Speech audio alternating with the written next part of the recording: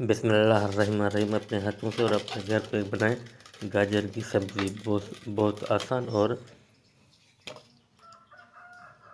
سکون سے اور ذائقے دار۔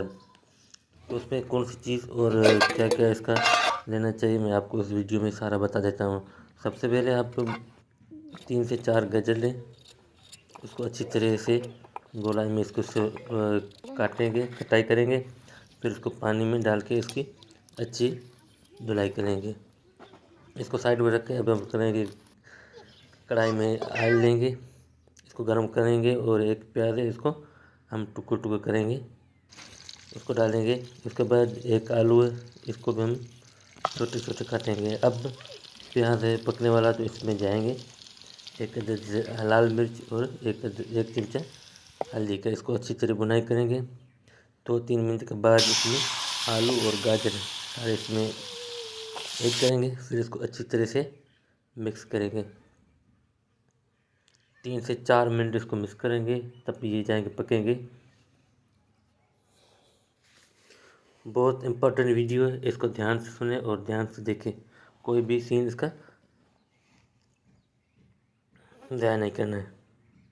اس کو تیار ہونے تک ہم اس کو دیں گے ڈھکن، اور ایک ہمارے پاس 2 ٹماٹر ہے، اس کو کاٹیں گے، اس کو ڈالیں گے، پھر اس کی بنائی کریں۔ ابھی تک اس کی پانی کی ضرورت نہیں ہے، جب ضرورت ہوگی تو میں آپ کو بتاؤں گا۔ ماشاءاللہ بہت اچھی لک اور اچھی خوشبو آ رہی ہے۔ آہستہ آہستہ اس کو ہلاتے رہیں تاکہ یہ کہیں لگ نہ جائے، اگر لگ گیا تو وہ سائڈ جل جائیں گے۔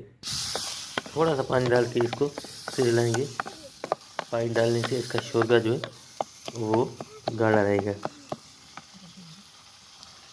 تھوڑا سا پھر پانی ڈالیں گے تاکہ اس کا شوربہ وہ اچھی طرح بن جائے۔ اگر آپ میرے چینل پر نئے ہو تو میرے چینل کو سبسکرائب کریں، ساتھ میں بیل آئیکن بٹن دبائیں تاکہ ہمارا آنے والی ویڈیو آپ تک پہنچ سکے۔ سکھا ہوا دھنیا اٹھا لیں گے، اس کو گرینڈ میں، اور 1 چمچہ زیرہ لیں گے، اس کو گرینڈر میں ہم اچھی طرح کٹائی کریں گے، اس کو سجاوٹ کے لیے۔ ماشاءاللہ ہمارا گاجر کی سبزی اب تیار ہو گئی ہے۔ اس کو جو میں نے سکھا ہوا دھنیا اور ہری مرچ، ہری دھنیا اس پہ اوپر ڈال کے ہم بہت اس کا ذائقہ اور لک شاندار آ رہا ہے۔